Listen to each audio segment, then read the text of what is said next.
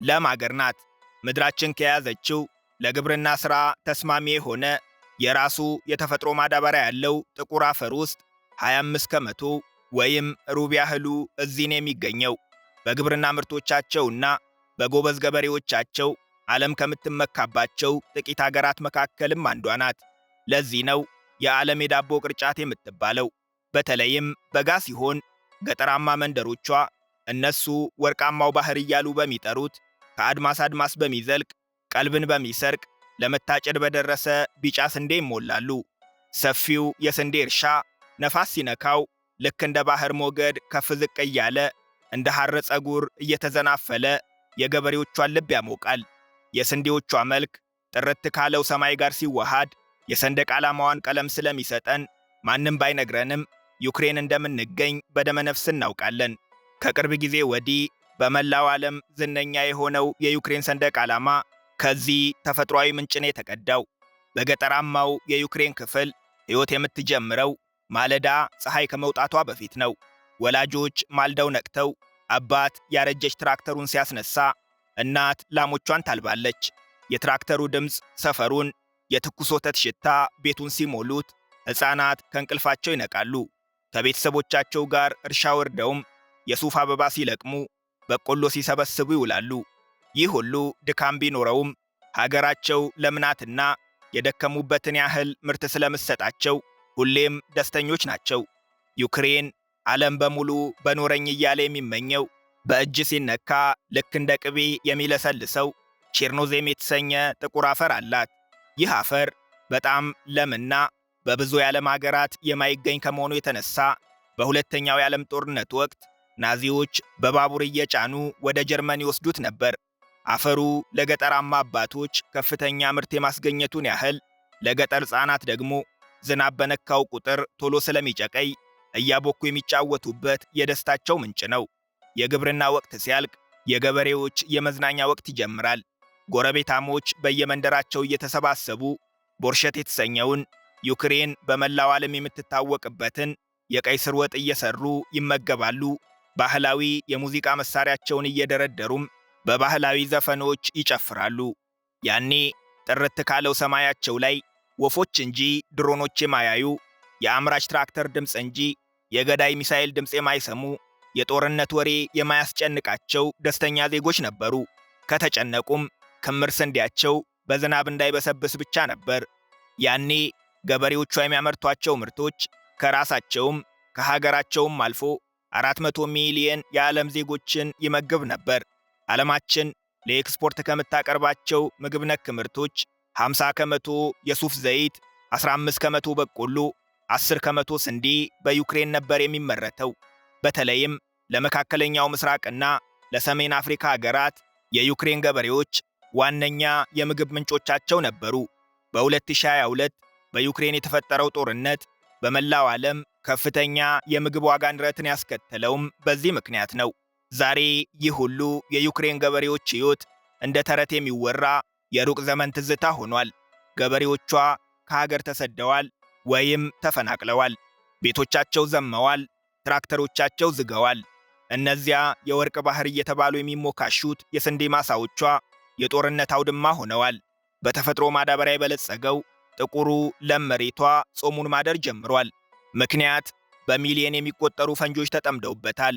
ሰላም ወርዶ ገበሬዎቿ ተመልሰው ቢመጡ እንኳን ፈንጆቹን ሙሉ በሙሉ ለማስወገድና የገበሬዎቿን ሕይወት ወደ ቀደመው ደረጃ ለመመለስ በትንሹ 10 ዓመታትን ይፈጃል። እሱም በቂ ሰው ኃይልና የገንዘብ አቅም ከተገኘ። ይህ ታዲያ አንድ ነገር ይነግረናል። ጦርነት እስኪጀመር እንጂ ትርጉሙን የማናውቀው ሰላም ያለው ሀገር ለካስ ገነት ነው።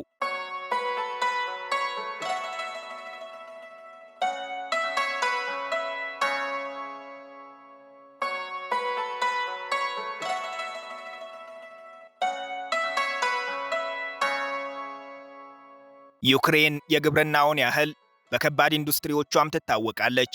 ብዙዎቻችን የሩሲያ የሚመስለን የሶቪየት ዘመኑ አንቶኖቭ አውሮፕላን የዩክሬን ነው። በእርግጥ አንቶኖቭ ድርጅት በ1946 በዛሬዋ ሩሲያ በያኔዋ ሶቪየት ኅብረት ውስጥ ነበር የተመሠረተው። ከ6 ዓመታት በኋላ በ1952 የአንቶኖቭ አውሮፕላኖች ዲዛይነሩ ኦሌግ አንቶኖቭ አውሮፕላን ለመስራት ሰፊ ሜዳና ክፍት ሰማይ ያስፈልጋል በማለቱ የድርጅቱ ዋና መቀመጫ ወደ ኪቭ ዩክሬን እንዲዞር ተደረገ። ዩክሬን ነፃ አገርነቷን ስታውጅ ባለቤትነቱ ወደ ዩክሬን መንግሥት ዞረ። ድርጅቱ ዓለማችን ላይ እስከ ዛሬም በትልቀት ተወዳዳሪ ያልተገኘለትን የክንፎቹ ርዝመት ብቻ አንድ የእግር ኳስ ስቴዲየም የሚሸፍነውን ኤኤን 225 አውሮፕላን በማምረት ይታወቃል። አንቶኖቭ 225 በሁለቱም ክንፎቹ ላይ 6 ሞተሮች የተገጠሙለት 32 ጎማዎች ያሉት 884 ሜትር የሚረዝምና 225 ቶን ጭነት የሚሸከም ሲሆን እስከ ዛሬም በዓለም ላይ ከተፈጠሩ አውሮፕላኖች ሁሉ በግዝፈት የሚያህለው የለም።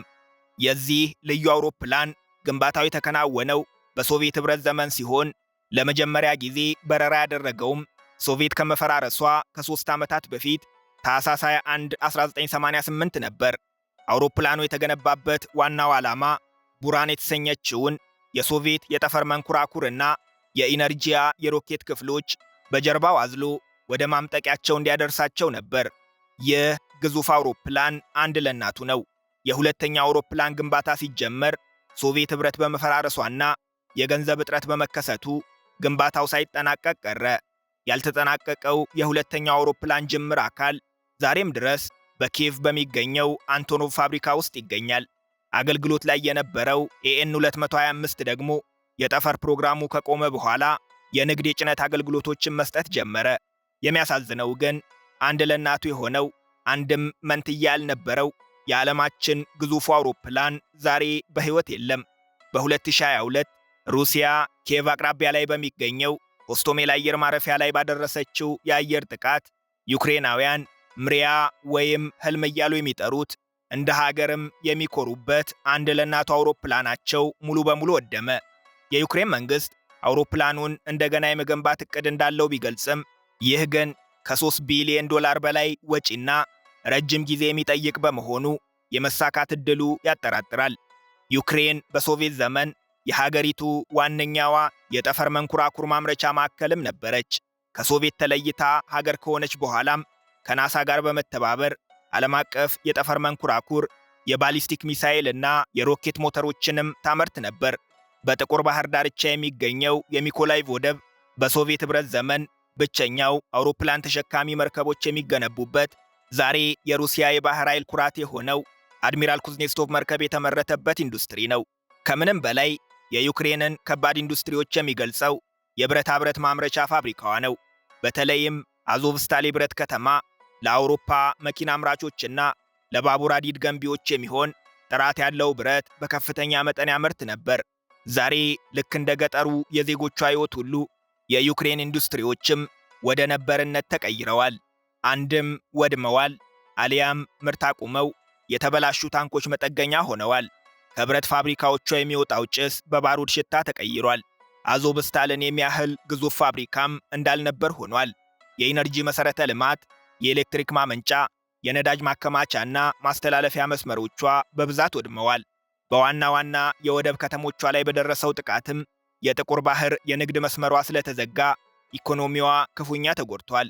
ሰኔ 2023 ላይ የደረሰው የካውቭካ ግድብ መፍረስ ደግሞ ከኢኮኖሚም በላይ ግዙፍ የእርሻ መሬቶች በጎርፍ እንዲጥለቀለቁ፣ የመጠጥ ውሃ እጥረት እንዲከሰት፣ የአካባቢው ስነ ምህዳር እንዲጎዳ በማድረግ ከፍተኛ ውድመት አስከትሏል።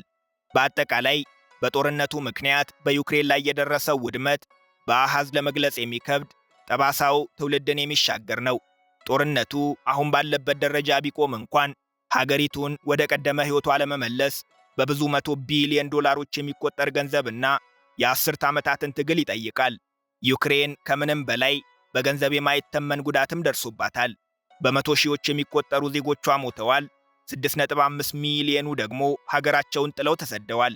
ይህም የዜጎቿ ቁጥር በአስደንጋጭ መጠን እንዲቀንስ ምክንያት ሆኗል። በእርግጥ ከነፃነቷ ጀምሮ የዩክሬን የሕዝብ ቁጥር ሲቀንስ ነው የኖረው። ዩክሬን ከያኔዋ ሶቪየት ከዛሬዋ ሩሲያ ተለይታ ሀገር የሆነች ሰሞን 52 ሚሊዮን ዜጎች ነበሯት። ይህም በወቅቱ 53 ሚሊዮን ከነበረው የኢትዮጵያ ሕዝብ ቁጥር ጋር ተቀራራቢ ነበር። ዛሬ የኢትዮጵያን የሕዝብ ቁጥር በትክክል የሚነግረን ባይኖርም በዓለም አቀፍ ተቋማት ትንበያ መሠረት ግን 132 ሚሊዮን መድረሱ ይገመታል። የዩክሬን የሕዝብ ቁጥር ግን ለሰሚም ያስደነግጣል። ከ30 ዓመታት በፊት ከኢትዮጵያ ጋር እኩል የሕዝብ ቁጥር የነበራት ዩክሬን ዛሬ የዜጎቿ ቁጥር ከ52 ሚሊዮን በግማሽ ቀንሶ 25 ሚሊዮን ብቻ ቀርተዋል። ምን ተፈጥሮ ይሆን? እንመለስበታለን።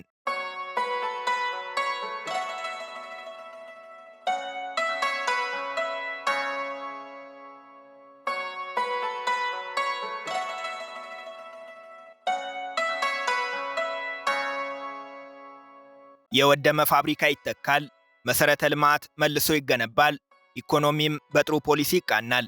የጦርነት መጥፎ ገጽታው የማይተኩ ነፍሶችን መቅጠፉ፣ ሰዎችን ለስደት ለድህነትና ለተራዘመ ስቃይ መዳረጉ ነው። በአንድ ወቅት ከኢትዮጵያ ጋር እኩል የሕዝብ ቁጥር የነበራት ዩክሬን ዛሬ የዜጎቿ ቁጥር የኢትዮጵያን 20 ከመቶ እንኳን አይሞላም።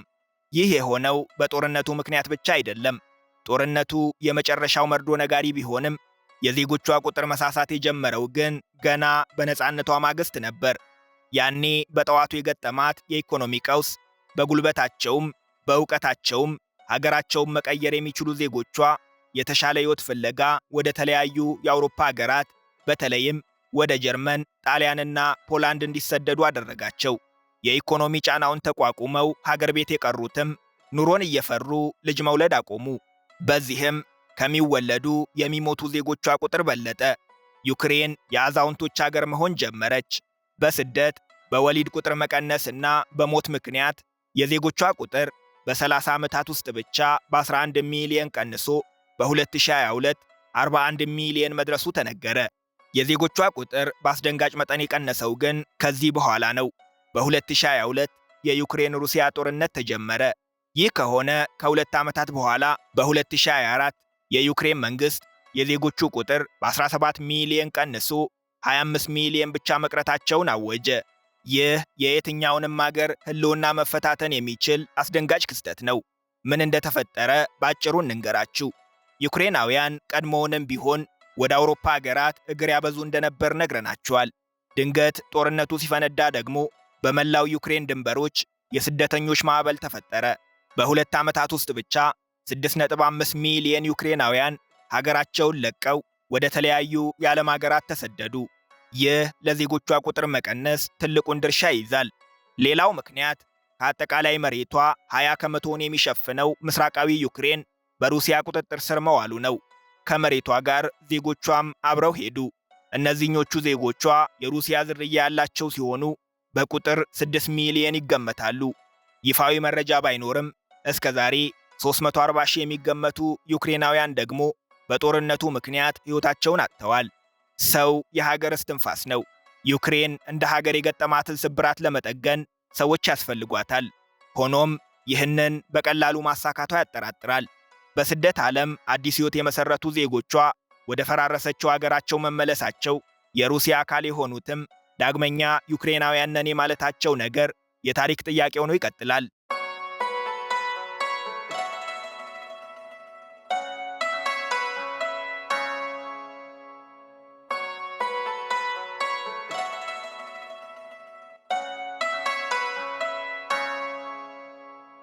ዩክሬን በጦርነቱ ምክንያት በበርካታ ዘርፎች ወደ ኋላ ብትመለስም በዲጂታል አስተዳደር ረገድ ግን ከዓለም ቀዳሚ አገራት አንዷ አድርጓታል። ጦርነቱ ዜጎች እንደ ልብ ተንቀሳቅሰው መንግሥታዊ አገልግሎቶችን እንዳያገኙ አድርጓቸው ነበር። ችግሩን ለመቅረፍ ዩክሬን መንግሥት በሞባይል የተሰኘ አዲስ ሥርዓት ፈጠረች። በዚህም ዜጎች አንድ መተግበሪያ ብቻ በማውረድ መንግሥታዊ አገልግሎቶችን በኦንላይን ያውም በጥቂት ደቂቃዎች ውስጥ ማግኘት ቻሉ። የመንግሥት መስሪያ ቤቶች መረጃ እርስ በርስ ስለሚለዋወጡም ዜጎች አንድም መረጃ ደጋግሞ አይጠየቁም። መታወቂያ፣ መንጃ ፍቃድ፣ ፓስፖርትና የልደት የምስክር ወረቀት አሳትሞ በእጅ መያዝ እዚህ ታሪክ ሆኗል። በዚህም ዩክሬን ዲጂታል መታወቂያን ሕጋዊ ያደረገች የመጀመሪያዋ የዓለማችን አገር ሆናለች። ይህ የዲጂታል አብዮት በተለይም ለተማሪዎች ትልቅ እረፍት ሆኗቸዋል። በጦርነቱ ምክንያት ትምህርት ቤቶች ዝግ በነበሩበት ሰዓት በየቤታቸው ሆነው በስልክና በኮምፒውተሮቻቸው ብቻ ትምህርታቸውን እንዲከታተሉ ዕድል ሰጥቷቸዋል። አጠቃላይ ሥርዓቱ በጦርነቱ ስለምትገኘው ሀገር ወጪና ጊዜ እንድትቆጥብ ከምንም በላይ ቢሮክራሲን ለማጥፋት፣ ሙስናን ለመቀነስ፣ ግልጽ አሰራርን ለማምጣትና ዘመኑ የሚጠይቀውን ወረቀት አልባ መንግሥት የመመስረት ሥራ ከማንም ቀድማ እንድትጀምር ዕድል ሰጥቷታል። ዩክሬን በጦርነቱ በእጅጉ ብትፈተንም ችግር ብልሃትን ይወልዳልና ከዚህ በፊት ያልነበሯትን አዳዲስ ጠንካራ ጎኖችም ሰጥቷታል። በተለይም ከ4 ዓመታት በፊት ቢወራ ተረት የሚመስለው ዛሬ ላይ ለሌሎች አገራት ሳይቀር የተረፈው የድሮንና ጸረ ድሮን ቴክኖሎጂዋ ከጦርነት በኋላ ያገኘችው ትልቁ አቅሟ ነው። የዩክሬን ድሮኖች ድሮ ዓለም እንደሚያውቃቸው አይነት በመጠን ግዙፍ አይደሉም። ለማምረትም ዓመታትን አይፈልጉም። ብዙ ወጪም አያስወጡም። ሲጀመር ስሪታቸውም ቢሆን ለጦርነት አልነበረም። ዓለም ለቪዲዮ ቀረጻ የሚጠቀማቸውን ከ1000 በላይ ዋጋ የማያወጡ ትናንሽ ድሮኖች መሳሪያ እያስታጠቀች ወደ ጦር ሜዳ ላከች። አዲሱ ዘዴ በ1000 ወጪ ብቻ ብዙ ሚሊዮን ዶላር የፈሰሰባቸውን ታንክና ብረት ለበስ ተሽከርካሪዎች ያለምንም ስህተት መምታት፣ ከፍተኛ ውድመትን ማስከተል ሲጀምር ዩክሬን የዘመናዊ ጦርነትን ባህር የሚቀይር አዲስ መንገድ ማግኘቷ ገባት። ወጣት ባለሙያዎቿንም በአዲሱ መንገድ እንዲገፉበት አዘዘች። አስደናቂ ፈጠራዎች መታየት ጀመሩ። ዝቅ ብለው በመብረር ከራዳር እይታ ውጪ መሆን የሚችሉ፣ ውሃ ላይ አርፈው እስከ ኢላማቸው ድረስ እየተንሸራተቱ የሚሄዱ አዳዲስ ድሮኖች ተፈጠሩ። ሲቤቢ ስትል የሰየመችው ድሮን በዚህ ረገድ ተጠቃሹ ነው። በውሃ ላይ እየተንሸራተተ ያለ ችግር ብዙ ኪሎ ሜትሮችን ተጉዞ መርከቦችንና ድልድዮችን የመምታት አቅም አለው። ሌላው ዩክሬን ለዓለም ያስተዋወቀችው ከምድር 1 ሜትር ብቻ ከፍ ብሎ ብዙ ኪሎ ሜትሮችን መብረር የሚችለውና የነዳጅ ማከማቻዎች፣ የጦር ሰፈሮችና የኢንዱስትሪ ማዕከላት ላይ ጥቃት ለመሰንዘር የምትጠቀምበት ልዩቲ ድሮን ነው። ሌላው ዩክሬን ያስተዋወቀችው አዲስ ቴክኖሎጂ ድሮኖችን ከሳተላይት አላቃ ራሳቸውን እንዲቆጣጠሩ ማድረጓ ነው። ይህ የሆነው ሩሲያ ከሳተላይት የሚላኩ የጂፒኤስ ሲግናሎችን ጃም በማድረግ የዩክሬንን ድሮኖች ኢላማቸውን መምታት እንዳይችሉ በማድረጓ ነበር። ዩክሬንም ይህንን ችግር ለማለፍ ጂፒኤስን ወደ ቪፒኤስ ወይም ቨርቹዋል ፖዚሽኒንግ ሲስተም ቀየረች። ይህም ድሮኖቹ አርቲፊሻል ኢንተለጀንስን በመጠቀም ራሳቸው የመሬት ካርታ እያነሱ ኢላማዎችን ለይተው እንዲመቱ አስችሏቸዋል። ይህ ዩክሬን እስከ ዛሬ የሩሲያን የጦር ኃይል እንዴት ልትቋቋም ቻለች ለሚለው ጥያቄ የተሟላ ባይሆንም ከፊል መልስ ይሰጠናል። ይህ አቅሟ ያስደነቃቸው ተመሳሳይ ችግር የገጠማቸው በርከት ያሉ የመካከለኛው ምስራቅ አገራት ዩክሬንን ድረሽልን ማለት ጀምረዋል። የዩክሬን ድሮኖች ተፈላጊ የሆኑት ርካሽ በመሆናቸው ብቻ አይደለም። ውጤታማነታቸው በቴክኖሎጂ ኤክስፐርቶች ሳይሆን በጦር ሜዳ ተፈትኖ የተረጋገጠ መሆኑ እንጂ። ይህም በጦር ቴክኖሎጂ ማንም አይደርስባትም የምትባለው አሜሪካ ሳትቀር የዩክሬንን እርዳታ እንድትሻ አድርጓታል። በእርግጥ ይህ የታሪክ ስላቅ ይመስላል። ሁላችንም እንደምናስታውሰው ትራምፕ ዜሌንስኪን ዋይት ሃውስ ድረስ ጋብዘው ያለኔ ምንም ነህ፣ ከሩሲያ እጅ ማንም አያድንህም፣ ከእንግዲህ ቤሳቤስቲን ድጋፍ አልሰጥህም ካሏቸው፣ አሜሪካ ለዩክሬን የምትሰጠውን በጀት ካጠፉ፣ ወታደራዊ ግንኙነታቸውንም ካቆሙ ዓመት እንኳን ሳያልፋቸው የዩክሬንን ቴክኖሎጂ ሲሹ መገኘታቸው አስደናቂ ነው። በእርግጥ ሌላም የሰው ነገር ከንቱ የሚያስብላቅ አለ። ላለፉት 4 ዓመታት በሩሲያ የግፍ ወረራ ተፈጽሞብኛል፣ የፍትህ ያለ ስትል የኖረችው ዩክሬን ተመሳሳይ ወረራ ተፈጽሞብኛል፣ ፍትህ ተጓድሎብኛል በምትለው ኢራን ላይ የድሮን ጦር ለማዝመት መነሳቷ ለሰሚ ግራ ነው።